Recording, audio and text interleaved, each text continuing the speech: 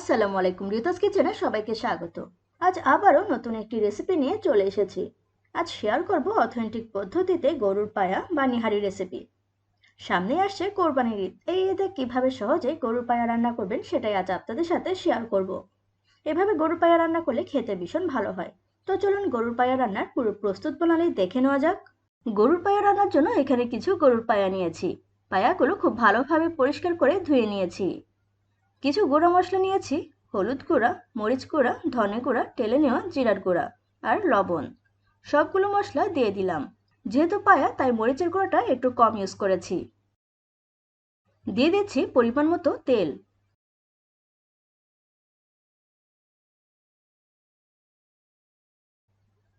দিয়ে দিচ্ছি রসুন বাটা,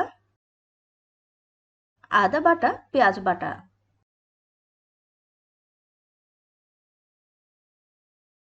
পেঁয়াজ কুচি দিয়ে দিচ্ছি।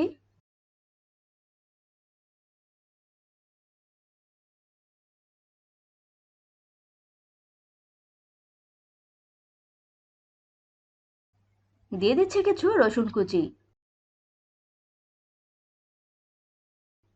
দিয়ে দিচ্ছি তেজপাতা, এলাচ, দারচিনি, গোলমরিচ, লবঙ্গ।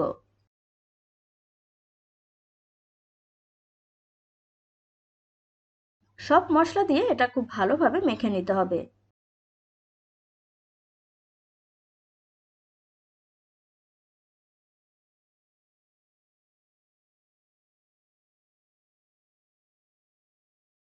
বেশ অনেকক্ষণ সময় নিয়ে পায়াটা মেখে নিতে হবে।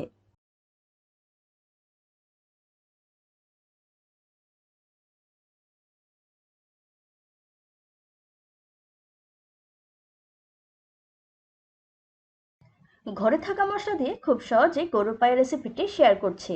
যারা কখনো পায়া রান্না করেনি, একেবারেই নতুন, তারাও ইজিলি এই রেসিপিটি দেখে বানিয়ে নিতে পারেন।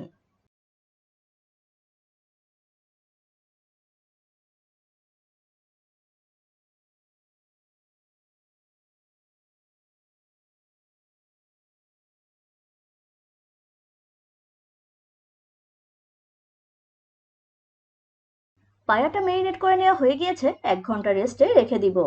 আপনাদের হাতে যদি সময় কম থাকে সেক্ষেত্রে ½ অ্যাওয়ার রেখে দিলেও চলবে। 1 ঘন্টা পর এটা চুলায় বসিয়ে দিলাম। আগে থেকে গরম পানি করে নিয়েছি। দিয়ে দিচ্ছি গরম পানি। একসাথে বেশি পানি দিব না। কিছুক্ষণ সেদ্ধ করে নেওয়ার পর আবারও পানি অ্যাড করব। চুলার আঁচ মিডিয়াম টু লোতে রেখে পায়াগুলো সেদ্ধ করে নেওয়া লাগবে। ঢাকাটা দিয়ে দিলাম। কিছুক্ষণ পর নেড়ে চেড়ে দিচ্ছি। একটু পর পর নেড়ে চেড়ে দেওয়া লাগবে।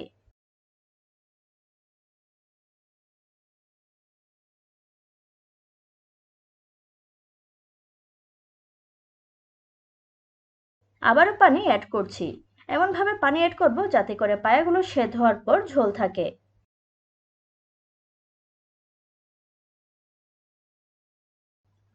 পায়াগুলো সেদ্ধ হতে অনেক টাইম লাগবে। আবারও ঢাকাটা দিয়ে দিলাম। বেশ অনেকক্ষণ পর চেক করে দেখছি পায়াগুলো সেদ্ধ হয়েছে কিনা। দেখুন পায়াগুলো সেদ্ধ হয়ে গিয়েছে।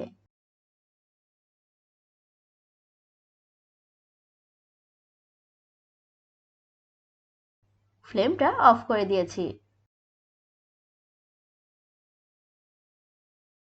অল্প চালের গুঁড়া গুলিয়ে সেটা দিয়ে দিলাম। এতে করে গ্রেভিটা ঘন ঘন খেতে ভীষণ ভালো হয়।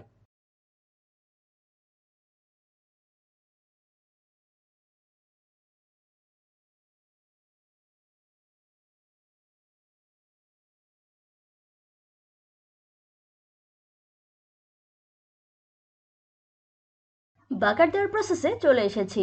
প্যানে পরিমাণ মতো তেল দিয়ে দিচ্ছি। তেলটা গরম হয়ে আসলে দিয়ে দিচ্ছি পেঁয়াজ কুচি। দিয়ে দিচ্ছি রসুন কুচি।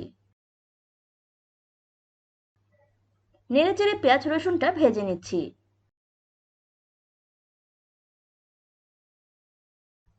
আরো কিছু রসুন দিয়ে দিলাম।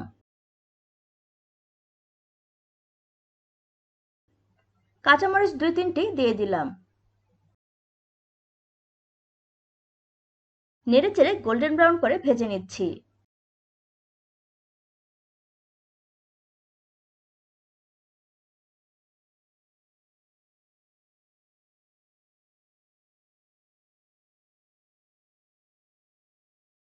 দিয়ে দিচ্ছি তেজপাতা, দারচিনি, এলাচ, লবঙ্গ। গরম মশলাগুলো অল্প ইউজ করেছি। নেড়েচেড়ে সবকিছু ভেজে নিচ্ছি।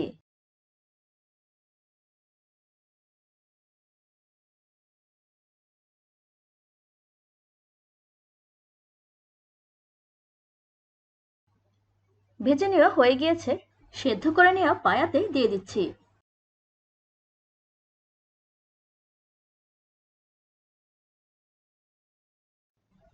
ভালোভাবে নেড়েচেড়ে দিচ্ছি।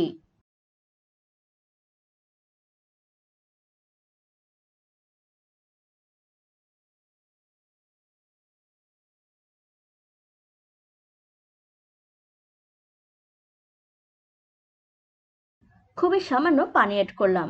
আপনারা যে যেমন ঝোল রাখতে চান সেই অনুযায়ী পানি বাড়িয়ে কমিয়ে অ্যাডজাস্ট করে নিতে পারেন। দিয়ে দিচ্ছি স্বাদ অনুযায়ী লবণ।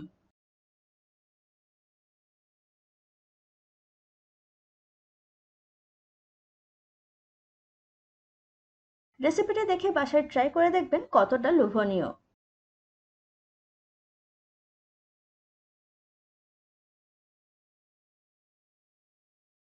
দিয়ে দিচ্ছি জিরা গুঁড়া। দিয়ে দিলাম গরম মশলা গুঁড়া।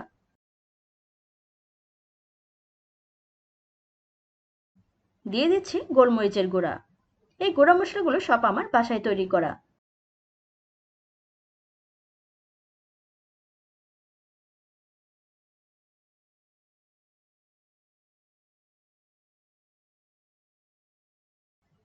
দিয়ে দিচ্ছি টেলে নেওয়া ধনে গুঁড়া।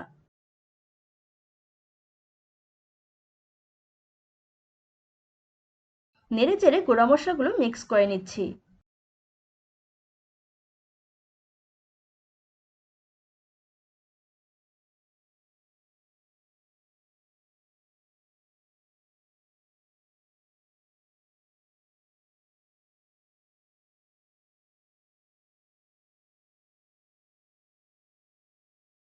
রুটি, পরোটা, নান, সাদা ভাত কিংবা চালের রুটি দিয়ে খেতে দারুণ লাগে এই গরুর পায়াটি।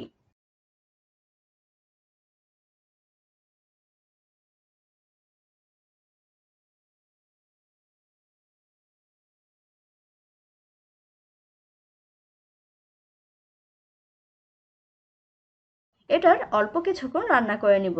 ঢাকাটা দিয়ে দিলাম। কিছুক্ষণ পর দেখুন সুন্দর বলক দিচ্ছে।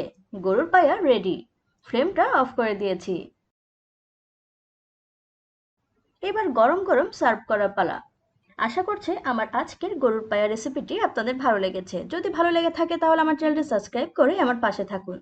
পাশে থাকা বেল আইকনটি প্রেস করে রাখুন যাতে করে নিত্য নতুন ভিডিও সবার আগে পৌঁছে যায় আপনার মোবাইলে। ফ্রেন্ডস এবং ফ্যামিলির সাথে শেয়ার করতে ভুলবেন না কিন্তু। Thanks for watching.